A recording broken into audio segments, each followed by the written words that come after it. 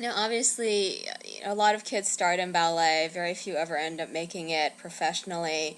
And, considering the asthma, the allergies, did you or your family ever have doubts about you dancing professionally?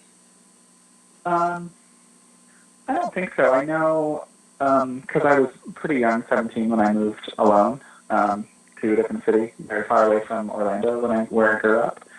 Um, so I just made sure that I made sure I went to the doctor. I used to go to an asthma and allergy doctor and get allergy shots when I was younger.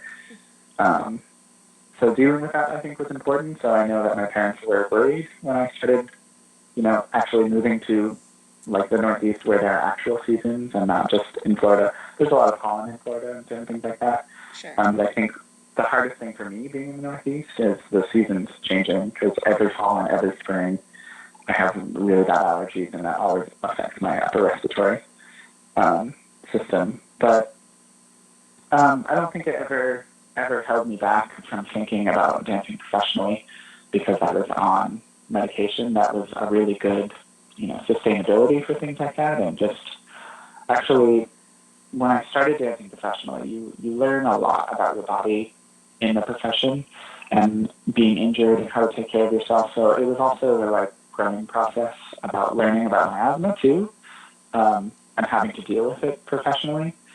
Um, because it can be very, very scary. And I've done pieces where I've learned a lot from actually breathing, and having to know that I have to breathe, or something would happen, or certain pieces where I have to have my inhaler in the wings just in case, and letting someone know, like a dresser or someone, like this is my inhaler, can you hold it?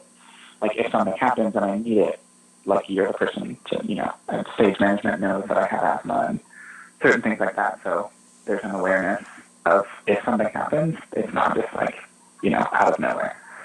Um, but I think I've learned to deal with it quite well, and taking Advair every single day really, really helps. And of course, when I get sick in the fall or the spring because of allergies,